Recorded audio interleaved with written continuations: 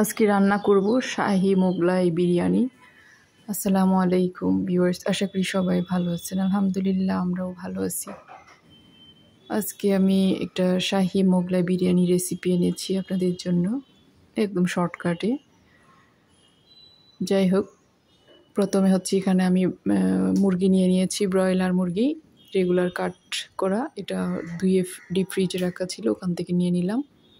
এখন এখানে দিয়েছি তেজপাতা, দারচিনি, এলাচ, তারপর হচ্ছে কিছুটা পোলাও পাতা দিয়েছি। এরপরে টমেটো, পেঁয়াজ কুচি, রসুন কোয়া দিয়ে দিলাম বেশ কয়েকটা। এরপরে এখানে দিয়ে দিচ্ছি বেশ কিছু কাঁচামরিচ, যেহেতু গুঁড়া মরিচ দেওয়া যাবে না এখানে। লবণ, এখানে আপনারা আদাও দিতে পারেন। এরপরে দিয়ে দিচ্ছি এখানে ধনিয়া, জিরা আর শাহি জিরা 1 চা চামচ করে। তারপর দিচ্ছি গোলমরিচের গুঁড়া 1 চা চামচ। সব কিছু আমি কতটুকু পরিমাণ দিয়েছি সেটা তো ভিডিওতে দেখা যাচ্ছে। যাই হোক, এখন দিয়ে দিয়েছি পানি। পানিটা আমি এখানে যেহেতু 2 কাপ চাল রান্না করব, পানি ওইটা বুঝিয়ে দিতে হবে। পানি যদি এটা সিদ্ধ হওয়ার পর কমেও যায়, নর্মাল পানি দেওয়া যাবে, সমস্যা হবে না। আমি এভাবে করে আধা ঘন্টার মতো সিদ্ধ করে নিয়েছি। এই যে ঢাকনা দিয়ে আধা ঘন্টার মতো সিদ্ধ করে এরপরে হচ্ছে এখান থেকে আমি সবগুলা মশলা নিয়ে ফেলবো। চিকেন মশলা সব স্ট্রেনারে করে সেকে নিয়ে নিব প্রথমে। এই যে চিকেন মশলা সব নিয়ে নিব, শুধু পানিটা থাকবে। পানিটা দিয়ে হচ্ছে আজকে রাইসটা রান্না হবে। চিকেনটা আলাদা করে নিয়ে নিয়েছি, আর যে মশলাগুলো থাকবে ওগুলো অন্য কোনো রান্নাতে ইউজ করা যাবে। যাই হোক, এখন সেই সেম পাত্রে আমি সয়াবিন তেল দিয়ে দিয়েছি। তারপর দিয়ে দিলাম বেশ কিছু পরিমাণে পেঁয়াজ কুচি। তারপর দিয়ে দিলাম আদা বাটা আর রসুন বাটা 1 চা চামচ করে। আদা রসুনের বাটা দিয়ে দিলাম। এরপরে এখানে আমি দিচ্ছি হচ্ছে সেই সিদ্ধ করে রাখা চিকেনগুলা। এখন এখানে বেশ কিছু মশলা অ্যাড করব। লবণ দিয়ে দিলাম। এরপরে এখানে দিয়ে দিব গরম মশলা, আরেকটা দারচিনি দিয়ে দিলাম, লং দিয়ে দিলাম। এভাবে দুইটা করে গরম মশলা দেওয়ার পরে হচ্ছে আমি এখানে এই যে গুঁড়া মশলা দিয়ে দিয়েছি। এটা হচ্ছে গরম মশলা 1 টেবিল চামচ। এরপরে জয়ফল জয়ত্রী গুঁড়া দিয়ে দিব। জয়ফল জয়ত্রী, স্টার মশলা, কালো এলাচ সব কিছু যেহেতু আমি একসাথে ব্লেন্ড করে রাখি, এভাবে করে গুঁড়া করে ওখান থেকে দিয়ে দিয়েছি প্রায় 1.5 চা চামচ।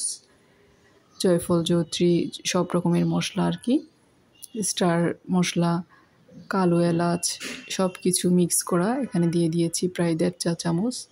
এগুলো দিয়ে একটু করে চিকেনের সাথে প্রথমে আমি এভাবে করে একটু নেড়ে ছেড়ে নিচ্ছি। এরপরে দিয়ে দিব হচ্ছে পোলাও চাল। আমি ধুয়ে পানি ঝরিয়ে রেখেছি 2 কাপ পোলাওয়ের চাল। খুব সুন্দর করে পানি ধুয়ে আমি পানিটা ঝরিয়ে রাখলাম। সেই পোলাওয়ের চালটা এখন দিয়ে দিব। পোলাও চালটা দিয়ে কিছু সময়ের জন্য আমি হচ্ছে চালটা সহ ভালো করে এখানে কষিয়ে নেব আর কি, যাতে ভাতটা রান্না করার পরে ঝরঝরা থাকে। এই যে চালটা দিয়ে দিলাম বা চিকেনের সাথে দিয়ে বেশ কিছু সময় কষাবো। আমি এভাবে করে নেড়ে ছেড়ে নেব আর কি। এভাবে করে যখন কিছু সময় নেড়ে ছেড়ে এটাকে চালটাকে একটু জোরজোড়া করা হয়, পানিটা শুকিয়ে নেওয়া হয়, তখন দেখা যায় যে ভাতটা কিন্তু ঝরঝরা থাকে। যাই হোক, কিছু সময় এভাবে নাড়তে নাড়তে আমি যখন চালটা একটু ঝরঝরা হয়ে আসবে, পানিটাও শুকিয়ে আসবে, তখন হচ্ছে যে চিকেনের পানি যেটা ছিল, চিকেন সিদ্ধ করা পানি, ওই পানিটা এখানে আমি দিয়ে দিব। যদি আপনারা 2 কাপ চাল দেন সেই পরিমাণে 4 কাপ পানি দিতে হবে। আর চিকেনের পানি যদি শুকিয়েও যায়, এক্সট্রা করে পানি দেওয়া যাবে, সমস্যা হবে না। এখন আমি সেই চিকেনের পানিটা দিয়ে দিচ্ছি। বেশ কিছু সময় চালটা নেড়ে ছেড়ে নেওয়ার পর চিকেনের যে স্টকটা রেখেছি ওটা দিচ্ছি। এই যে ভিন্নভাবে রান্না করার চেষ্টা আর কি। এখানে চাইলে আপনারা বাদাম, কিশমিশ, আলু বোখারা দিতে পারেন। আমি আজকে এগুলো দিলাম না আর কি। আজকে একটু ভিন্নভাবে রান্না করার চেষ্টা করলাম। যাই হোক, খুব ভালো করে নেড়ে চেড়ে দিলাম। এরপরে আমি এখানে কিন্তু কিছুটা এই যে 1 কাপ পরিমাণে টক দই দিয়েছি, ভালো করে ফেটে টক দইটা দিয়ে দিলাম। তারপর দিয়ে দিব অল্প একটু চিনি,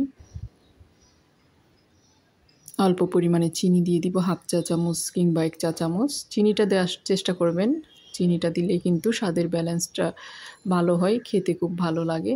আর এরপরে দিয়ে দিব আমি এই যে লবণটা চেক করে দেখতেছিলাম আর কি, লবণ লাগলে এই পর্যায়ে দিয়ে দিবেন। লবণ একটু বেশি করে দিতে হয়, এই পর্যায়ে লবণটা একটু বেশ করে দিলে পরবর্তীতে দেখা যায় যে লবণের ব্যালেন্সটা ঠিকভাবে হয়। এরপরে দিয়ে দিয়েছি 7-8টা কাঁচামরিচ, যেহেতু এখানে গুঁড়ামরিচ যাবে না তাই কাঁচামরিচ আর গোলমরিচ দিয়েই রান্নাটা হবে, যেহেতু দেখতে এটা সাদা হবে বিরিয়ানিটা। এখন এরপরে যখন বলক এসে গেছে আমি 1 টেবিল চামচ ঘি দিয়ে দিব। চাইলে কেউ কেওড়া জল দিতে পারেন, আমি আসলে আজকে কেওড়া জল দিব না, আমি যে মশলাগুলো দিয়েছি ওই মশলাগুলোর ফ্লেভারটাই রাখতে চাচ্ছি, যেই শাহি শাহি একটা ফ্লেভার আসে যে মশলাগুলো দিলে। যাই হোক, এখন আমি 1 টেবিল চামচ ঘি দিয়ে দিচ্ছি সবার পরে। ঘি দিয়ে এটা নেড়ে চেড়ে নিচে লো হিটে রান্না করব। আর যখন পানিটা শুকিয়ে আসবে তখন হচ্ছে নিচে আমি একটা তাওয়া দিয়ে দিব, এই যে চিনি দিয়ে দিয়েছি আর হচ্ছে ঘি 1 টেবিল চামচ ঘি দিলাম। এখন এটা এইভাবে হালকা আছে লো আছে কিন্তু রান্না করে যখন পানিটা শুকিয়ে আসবে তখন একটা নিচে তাওয়া দিতে হবে যাতে চালটা নিচে লেগে না যায়। এই পর্যায়ে যদি আপনারা মনে করেন যে একটু পানি লাগবে তবে দিতে পারেন, নর্মাল পানি দিয়ে দিবেন, গরম করা পানি, সিদ্ধ পানি।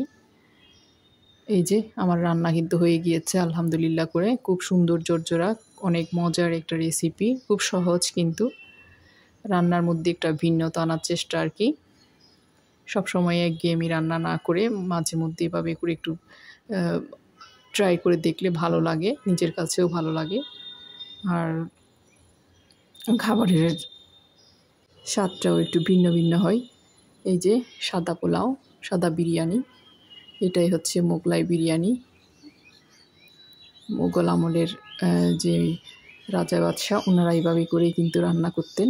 আজ এতটুকু, আসসালামু আলাইকুম।